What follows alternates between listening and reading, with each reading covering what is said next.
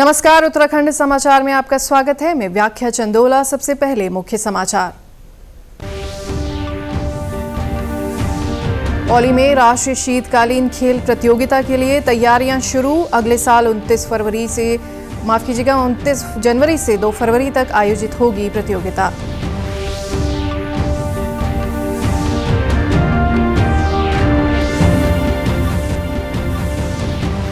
Drugs विभाग और narcotics विभाग ने की दवा कंपनी पर छापेमारी। नकली दवाएं और सिरप किए गए बरामद। ग्रीन हर्बल के नाम से संचालित हो रही थी फैक्ट्री।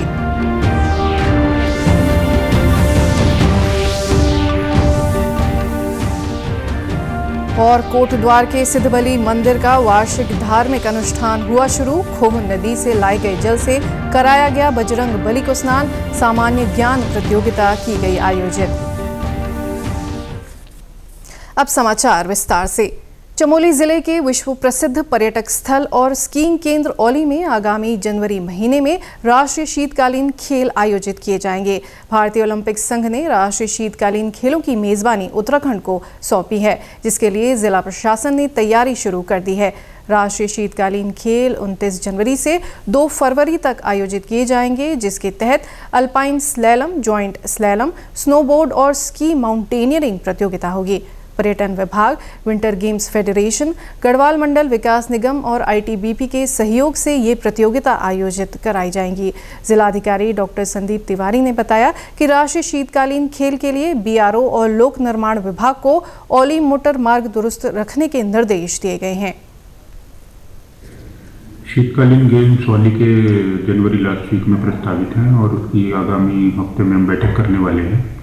क्योंकि अभी जीएमवीएल का रोपवे भी संचालित नहीं है, तो वहाँ खिलाड़ियों की संख्या को सीमित करने के लिए एक हमने प्रस्ताव भेजा है मुख्य कार्यकारी अधिकारी पर्यटन को। और प्रयास रहेगा कि जो सड़क मार्ग है वहाँ पे वो निरंतर सुचारू रहे। उसके लिए पीडब्ल्यूडी और बीआरओ को निर्देशित कर दिया गया है कि आवश्यक संसाधन वहाँ जुटा लिए जाएं। और आशा है कि ये शीतकालीन खेल औली के। वहीं इस बीच कई महीनों से बंद पड़ी गढ़वाल मंडल विकास निगम की चेयर लिफ्ट का संचालन भी बीते कुछ दिनों से शुरू कर दिया गया है, जिसका सैलानी लुत्फ उठा रहे हैं। ड्रग्स विभाग और नारकोटिक्स विभाग की संयुक्त टीम ने एक दवा कंपनी पर छापा मारकर नकली दवाएं और सिरप बरामद किए हैं। एक शिकायत पर गुरुवार देर शाम ड्रग्स विभाग, नारकोटिक्स और स्थानीय पुलिस ने संयुक्त टीम बनाकर विकासनगर के लांघा रोड स्थित औद्योगिक क्षेत्र में एक फैक्ट्री पर छापा मारा। ग्रीन हर्बल के नाम से संचालित इस फैक्ट्री पर अचानक हुई छापे की कार्रवाई से वहां हड़कंप मच गया। मौके पर पहुंची टीम ने फैक्ट्री से भारी मात्रा में प्रतिबंधित नशीली दवाएं और सिरप बरामद किए। साथ ही मौके से दवा बनाने के लिए प्रयोग में लाए जाने वाला केमिकल और सॉल्ट भी बरामद किया। सीईओ विकासनगर भास्कर लाल शाह ने बताया कि हर्बल प्रोडक्ट्स के नाम पर यहां बिना लाइसेंस प्रतिबंधित दवाएं बनाई व बेची जा रही थी, जिसकी सूचना मिलने पर यह कार्रवाई की गई। बताया जा रहा है कि मौके से बरामद नशीली दवाओं को सीज करते हुए फैक्ट्री मालिक संजय और 2 अन्य को गिरफ्तार किया गया। आरोपियों से पूछताछ में 2 अन्य लोगों के नाम भी सामने आए हैं, जिनके खिलाफ संबंधित धाराओं में मुकदमा दर्ज कर गिरफ्तारी के प्रयास किए जा रहे हैं। लेकिन उनके द्वारा कुछ नशीली दवाइयाँ जो प्रतिबंधित दवाइयाँ हैं उनको बनाया जा रहा था। हमारी संयुक्त टीम द्वारा कल 1921 कैप्सूल्स व टैबलेट्स जो कि टर्माडोल और ब्यूप्रोनोफिन के हैं वो बरामद किया गया है। इसके अतिरिक्त कुछ सिरप्स की बोतलें, जिसमें 192 सिरप की बोतलें जो कि रैपर लगी थी। इसके अतिरिक्त 400 विदाउट रैपर की तथा कुछ खाली रैपर्स भी बरामद किए गए हैं। देहरादून शहर के लोगों को सहारनपुर रोड पर लगने वाले जाम से राहत मिलने वाली है। राज्य के शहरी विकास मंत्री डॉक्टर प्रेमचंद अग्रवाल ने बताया कि देहरादून के ब्राह्मणवाला में नए आड़त बाजार का निर्माण कराया जा रहा है। नए आड़त बाजार में 570 वाहनों की पार्किंग की व्यवस्था की जा रही है। करीब 126 करोड़ रुपए की लागत से नए आढ़त बाजार का निर्माण किया जा रहा है। बहुत जल्द यहां पर शिफ्टिंग का कार्य भी शुरू किया जाएगा। सभी प्रस्तावित निर्माण कार्यों को मई 2025 तक पूरा करने के निर्देश दिए गए हैं। ब्राह्मणवाला में स्थान चिन्हित करने के बाद वहां काम जारी है। वहाँ पार्किंग जो है 570 वाहनों की पार्किंग, फिर 2 साइड की सड़कें, वहाँ पे जो नदी है उसके ऊपर पुल, फिर वहाँ पे टॉयलेट्स और इस प्रकार के इंफ्रास्ट्रक्चर का काम लगभग 126 करोड़ का जो हमारी एमडीडी के द्वारा चल रहा है। मैंने उसका निरीक्षण भी किया और मैंने वह निर्देशित भी किया कि वहाँ गुणवत्ता से और समय से पूरा हो। और उसके बाद चूंकि वहाँ पे हम लोगों ने जो हमारे 300 कुछ व्यापारी हैं, जिन लोगों ने स्थान के बदले स्थान या जो भी उनके हमारी आपस में बातचीत हुई है, उसके आधार पर फिर हम उसको शिफ्ट करेंगे। कोटद्वार स्थित प्रसिद्ध मंदिर श्री सिद्धबली धाम का वार्षिक धार्मिक अनुष्ठान और 3 दिवसीय महोत्सव आज से विधि विधान के साथ आरंभ हो गया है। अनुष्ठान का शुभारंभ कन्याओं द्वारा निकाली गई कलश यात्रा के साथ हुआ। साथ ही सिद्धों के डांडा की यात्रा भी निकाली गई।